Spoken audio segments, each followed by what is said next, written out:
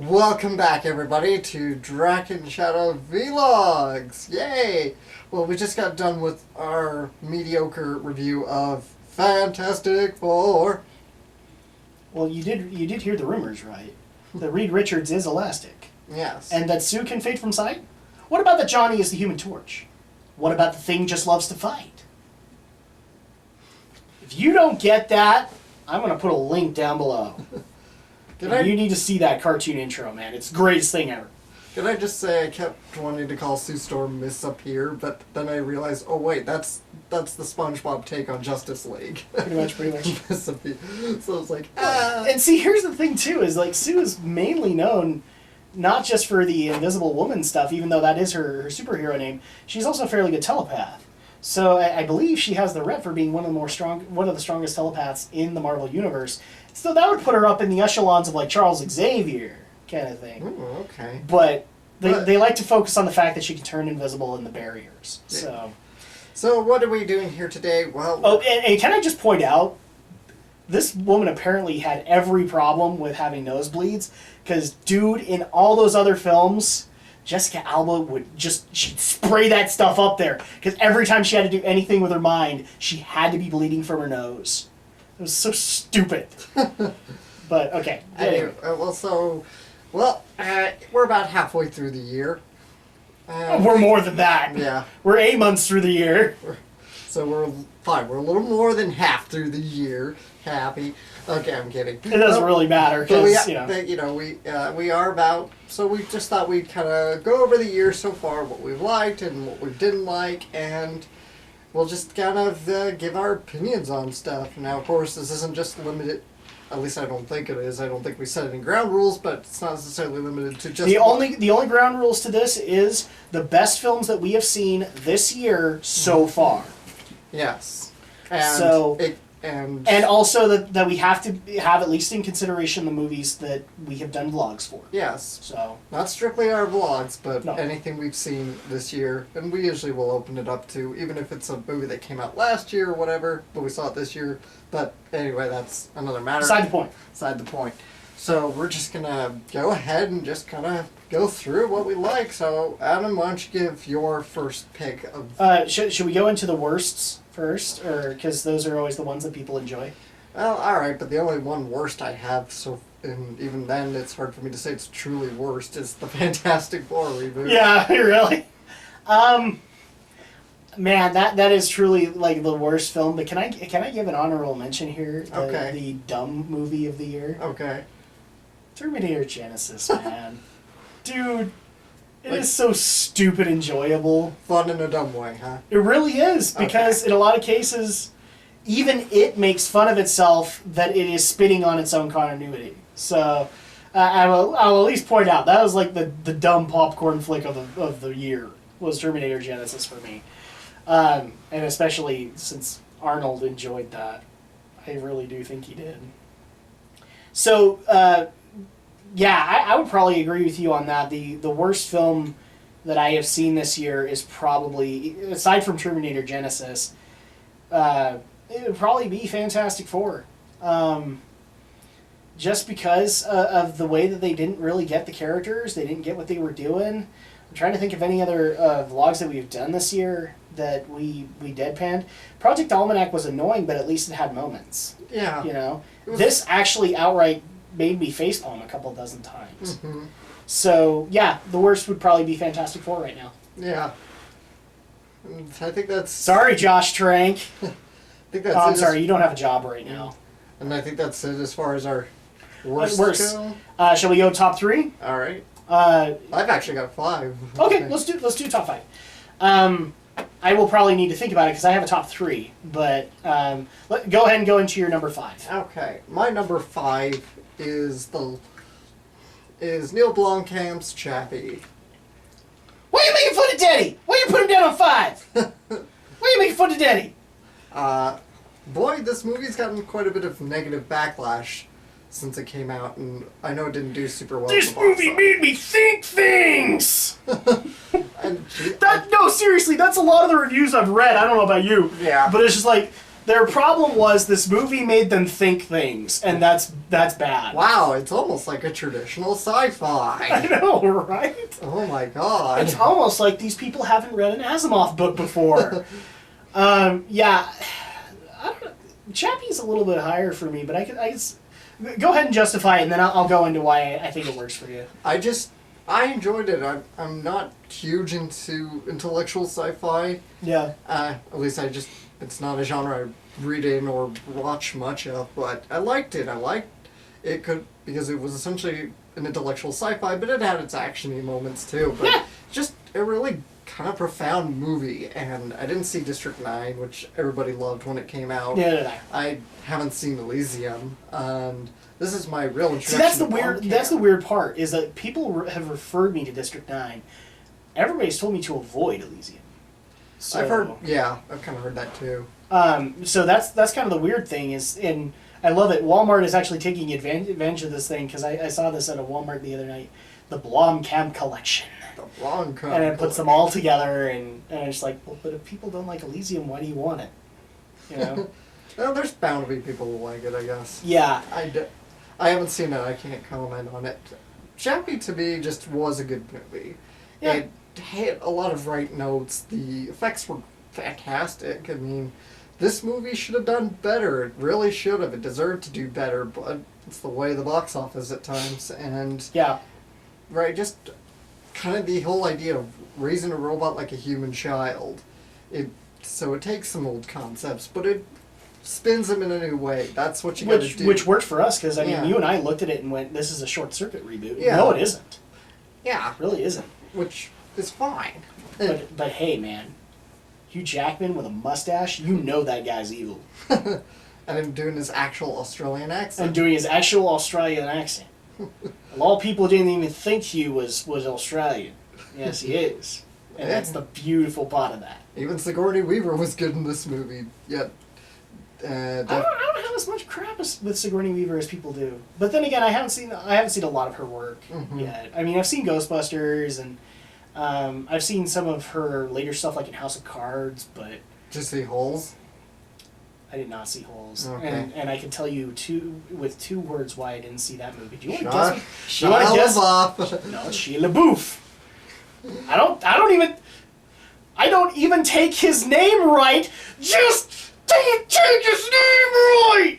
Great. There you go. Oh. There you go. We referenced the meme. Go ahead and go into your number 4 because I'm actually trying to like hash out who gets what in my head. Okay. Number 4 is a little anime film that came out. Not a huge release, just a small Kickstarter benefit. And disclaimer here, I am one of the contributors to its Kickstarter, Little Witch Academia 2, The Enchanted Parade. Okay. Now, this was a follow-up to an earlier short that by the same studio that was also a Kickstarter project, Okay. Little Witch Academia. Basically, the whole premise of Little Witch Academia is it's a little bit of like Harry Potter in an anime form. It's almost a little bit. I don't want to say it's a Harry Potter ripoff or anything. It's just kind of the same kind of idea. It's a school. Oh, you mentioned Little Witch Academia, and I immediately went, is it a Madoka ripoff? You know, that's where I went. No. I'm just saying, I'm trying not to- everybody goes for Harry Potter, man. I'm trying to think if it came before or after Madoka. It probably came a little after, but either way, nothing really in common there either. But Okay. the whole basic idea is it's a school, and it's I'm pretty sure it's only a girls' school, but it's a whole school for witches. And it's like little students, and they learn, like Harry Potter, they kind of go to a boarding school to learn magic. Now, it's only short. The first one's short, it's, I think, about 30 minutes. This one was a little longer, 45 minutes. And it's just, the first one was good as a first go around. The second one was really fun, though. I had Yeah. so much fun watching it. It was cute, and it was charming. It was funny in a lot of places. Mhm. It's just such a perfect show, especially for young kids. This is something like when your daughter's maybe 5 or so, I will want to show her the Little Witch Academia. Okay, so that makes me ask the question, why is it so low on the list? There's just been other more impressive stuff. Okay, So okay. I don't know. It's like, You're being honest about it. whatever. It's just they all good. They're all good. It's just whatever I feel rings stronger, I guess. But Okay, so you might actually need to remind me a couple of these. For some reason, I'm kind of meshing 2014 and 2015 together in the movies that we've seen. Can you tell me like some of the films that we saw like earlier on before Age of Ultron? Because I know Chappie was one of them. Chappie, Project Almanac. Project Almanac was another. There wasn't much I think we saw earlier in the year. I think because I want to say X-Men was last year. Yeah, X-Men was last year. Yeah. I think and then May we had a couple movies, and then you didn't want to go see Terminator. Okay, so like my number 5, I already put it in as an honorable mention, but you know what? I'd probably put it in my number 5 spot just because of the sheer dumbness of it. Is Terminator Genesis, and that is just because, guys, I even said this in my review. Do not bring your brain to that film. You will regret bringing your brain to that film. That's just the bottom line of it. But if you go in there and know that they're going to just basically piss on all the continuity, you're fine. And that Arnold Schwarzenegger's going there to have some fun. My number 4 would probably actually be Chappie. Mainly because if people remember, well, first of all, that movie made me feel things and think that, and I didn't respond too positively or negatively on it. At least I don't think I did. I didn't skewer the movie for it. I thought that it was fairly well done considering, but at the same time, I was also very uncomfortable with a lot of the things that it was making me think about. So I would probably rate Chappie a little bit higher than you, just because the CG was great, and the premise was still good, and Hugh Jackman with a mustache was awesome, and the fact that he got a Metal Gear made it even better. Yeah. I almost wanted Hugh Jackman to walk out of that thing and just look at Chappie and go, "Brother!" You know, Which, Metal Gear reference, he doesn't get it. yeah. So. No, when I heard Blomkamp is on board for another Alien movie, I'm sold. Go. Because I thought Chappie was. What, wasn't it that he got signed on for like a reimagining of Alien or something like that? I'm not sure if it's a reboot or continuation or it's not a remake. It's not like Prometheus or anything like that. I don't think so because Ridley Scott wants to do Prometheus too, but yeah, I don't know if that'll happen. But yeah, I'm on board with Blomkamp doing another Alien movie. I think he gets it. So yeah, number 3 for you. Number 3 was a little documentary called "The Death of Superman Lives: What Happened." Or I might be getting the title mixed up. I was going to bring. I know what you were talking about. Yeah, I was going to bring the Blu-ray to show off. I completely spaced and forgot what. Wow, Alex bought a documentary. That alone tells me it's good. I've watched documentaries before. No, but you don't buy them that often. Just it's usually not a subject I'm interested in to buy it. But so this was a pretty insightful movie about back in the late 90s, Warner Brothers was trying to get a Superman movie off the ground. And they were going to have Tim Burton direct it, and Nicolas Cage was going to star in it. And they had so many problems with it, between, of course, the leaked photo of Nicolas Cage's costume test. You've probably seen it. It's kind of famous now. Yeah. He's kind of standing there in the costume, and he's like got his eyes closed. It's just this It's shitty little. dumb. It's a shitty little Polaroid. In fairness. Yeah, Right, it's a dumb picture too. That's just the bottom line of it. And in fairness, it's only like an early costume test. So, but it was a very intriguing documentary just to go around, and he kind of talked to everybody who's on board with the project. Tim Burton. I'm trying to think of the producer's name. John Peters, who was producing it, and Peters sounds like a complete nut job. Yeah. And of course Kevin Smith, who wrote a draft. You talked to some of the other writers who replaced Kevin Smith, and which is funny wrote their because own like all of drafts. our Batman v Superman news is coming from Kevin Smith now. Yeah. Because he puts he even puts a positive spin on it that makes me excited, you know. And I've ripped this movie a new one a couple of times. Yeah. So applaud to Kevin Smith, man. That's a dedicated fan. Right there. He really is, and you see it in his interviews. Yeah. Even though he essentially got fired from the project, he said, "Damn, I had fun doing it." Yeah. There was like all these kind of like Kevin Smith like went into John Peters' demands, and it's like John Peters had these few demands. Like, and I don't remember all of them, but he's like, one of them, there must be Superman must fight a giant spider. And I don't recall if it was supposed to be a mechanical spider, but he's like, did he talk about the giant spider? He did. And then he's like, well, then I went and saw... This just makes me want to watch, like, one of those Kevin Smith comedy nights. Yeah. And then he said, then once I went and saw Wild Wild West, which was also John Peters' production, and he's like, he did it. That motherfucker finally got a spider. I want a giant mechanical spider. Did he talk about the spider? Man, he wouldn't shut up about the spider. Now I'm going to watch one of those tonight. It was... So this would be your number 3. Yeah. I'll admit, I've been recommended this documentary, and I've actually just waited for it to hit Netflix, and I haven't seen it hit it yet. I don't know if it will, because it's this really... It might hit Prime, though. Indie film, so... Okay. I can lend you my copy anytime you like. Cool. So my number 3, and people know this from the last couple of times I've done it. I've gone very mainstream, and I've gone with the stuff that we've actually reviewed. And it's mainly because I haven't really seen anything outside of that stuff. Nothing against films or anything like that. It's just, if I find something interesting, I'll mention it. And people might be asking, why aren't you mentioning, like, Resurrection F? Resurrection F doesn't rank that high for me. Because Battle of the Gods is better. So, my number 3 actually would be Jurassic World. And the reason that it is because I walked in thinking the dinosaurs would win, and I walked out completely satisfied. Yeah. I got what I wanted. Chris Pratt made it all better. So, and I mean, we all, kind of, when we did our review, minus Aldo, for that, and I think even Aldo kind of gave his opinions later, and he liked it too, is just the sheer stupidity of the project, and that's what we loved about it. Yeah. So, and even then, like, I don't know, have you seen the Jurassic World review to its completion? Yes. Like, to the point where they got the Honest Trailers guy out? Mm-hmm.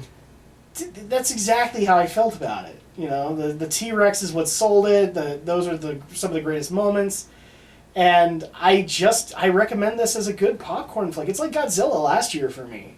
It was such a good popcorn flick that Absolutely. I can't help but put it in my top 3 this year. Okay. So far. We still have a couple of other good popcorn flicks that are good. I mean, Star Wars is a popcorn flick. So that's just the bottom line of it. Yeah. So number 2 for you. Unfortunately, I'm blanking now. I had these all written down, and again, I forgot because it's been such a crazy week. Because your daughter was born! Yes! And that was exciting, and I started a Let's Play series, and... He didn't even tell me. That's the funniest part about this whole thing, is people actually thought I'd get mad about it, and no, I don't. It works for him. It was just... Long Live the Queen is an anime-based thing, he's an anime reviewer. Yeah. So it makes sense. Yeah, Notion just struck me, because we were supposed to see Fantastic Four, like, last Friday, and you had to pull out because of reasons, so I was like, well, there goes my Friday night. Because basically my life came to a screeching halt right before the baby came, and I had to deal with some things. Yeah, I'm blanking. Why don't you go ahead and give your next My one? number 2 would probably go to Ant-Man. Mainly because of the sheer... Again, this is one of those things that I'm rating a lot of this stuff on. This year especially, is the sheer fun of the film and the fact that it was very passionate about what it was trying to do, but really the humor was what stuck it for me. What I enjoyed the most out of this film was the humor, and the fact that what's his name, the guy who played Hank Pym, Michael Douglas, he just it doesn't even matter that he's with relatively new actors and actresses. He just bounces so well off of them that the humor is just great, especially when you're trying to sell that he is controlling like these dozens and dozens of ants with this little earpiece, and they're literally bringing people tea. The fact that he just sits there and he's just serious and just looking in the eye and going, there's nothing different here. This is every day. It was great. So a lot of the humor elements is why Ant-Man is so high for me. If I were to dare, go on a real tangent, I'd probably just say, like, if I could tie Jurassic World and Ant-Man together, I would. because of the fact that that's the reason I love them both for it. But Ant-Man did it slightly better. So my number 2 is Ant-Man, and you can start calling me a Marvel fanboy, and I don't care. Okay. And I finally recalled it. I had to, well, let's just say I had to get the guys down in the memory banks to send it up the recalling orb for it. And that is Inside Out. Oh my gosh, I completely forgot that came out this year. Oh my goodness. You want to amend anything? No. Okay. No. I've actually kind of considered that in my head. Go ahead. Anyway, Inside Out, this is such a fun little animated movie. I just had so much fun with it. I enjoyed it. It was it's again kind of like Chappie, just sort of taking an old concept but putting a new spin or a fresh twist on it. And that's what you look for sometimes when you take an old concept. And man, Pixar knows how to make your tear ducts incontinent. Oh my god, yeah, it just made you tear up. It was a sweet movie. I loved it. And there's funny moments too. Of course, there's all the funny moments like Jack Black and just as anger and... Yes. Don't say that curse word, we know. No, not Jack Black, Lewis Black. Lewis Black, not Jack Black. Thank God. Lewis Black was perfect for this movie. You're thinking Kung Fu Panda 3, and that's going to be on our agenda, I swear. Oh, no. I will at least see it. Yeah. Okay, yeah. So the number 1 film so far, we will do this in December again for the final assessment of the year 2015, but the number 1 film for you so far this year. I think you pretty much can guess what this is, and it is Avengers Age of Ultron. All right. Even though you didn't really know a whole lot of the continuity. Yeah, but still, what can I say? You can walk into these movies and not know a lot, but still enjoy Still get the humor. Yeah. You didn't need to see Thor: The Dark World to get all the hammer jokes. So, so my number 1, and you and I are actually not that too far off, except my number 1 is a tie. And the reason it is because, again, a lot of people gave me crap for this in my last year deal when I tied the number 1 there. And I did it for very different reasons, because movies will affect you throughout your life in different ways. And the reason I'm tying this is because that's exactly what happened here. Avengers Age of Ultron is one of them, and the main reason is because you don't have to have heroes sit there endlessly destroy a city to make them powerful. The most powerful character in that entire movie is the guy with no superpowers. So that says something. I also just love a lot of the moments. Joss Whedon really knew how to do those good superhero moments, especially we've oozed about this so many times. The whole scene with Hawkeye and Scarlet Witch is so well done, and there's so much done with Jeremy Renner's character that I just love this movie. The other one is Inside Out, and the reason is because, well, to quote Dodger, man, it tickled my heart zones. It really did. It like, I've already decided I've got a daughter now, and one of the first movies I'm going to buy for her is Inside Out, because it's enjoyable from a kid's perspective, but it's also enjoyable from a parent or an adult's perspective, in the fact that it really does well with its subject matter. It shows growing up very well, in the fact that even the emotions have to realize that things do get hard, and it is okay to cry, and it is okay to be sad and happy at the same time, and angry and jealous at the same time. And that evolution is wonderful. And, after talking with Romney, where I was screaming for a sequel for this thing, I agree with him where it doesn't deserve it. But if it came down to either this or a Cars sequel, I'd rather have an Inside Out sequel. I'd still rather have Inside Out than Toy Story 4 and Finding Dory. I'm not so against Finding Dory, but Toy Story 4, I'm done. I was done ever since 2. I never even saw 3. And I've been done with this whole prospect, because Toy Story 2 didn't even capture half of what made Toy Story that awesome for me. But Inside Out is a wonderful film, and I do recommend it wholeheartedly to anybody of any age. So those are my top 5 and your top 5. If you guys agree or disagree with it, you can leave us a comment below. Or just share your own top 5s. Share your own top 5 so we can discuss them, because we might actually comment on them and say, I get your point there. You can also give us a like, and you can also subscribe to our channel or our individual channels. And we have content going up almost consistently. I want to say consistently for you because now you have a Let's Play, and so you have weekly requirements. But in the meantime, so people are wondering what the next film is going to be, and I don't remember the name of it. It's the Steven Spielberg, Tom Hanks film based in the Cold War. That's going to be the next one because it's in October. Bridge of Spies, is it? Yeah, Bridge of Spies or something like that. So that's going to be our next Drak and Shadow vlog, and then we will get together again in December and do 2015 year in review. But until then, we'll see you next time.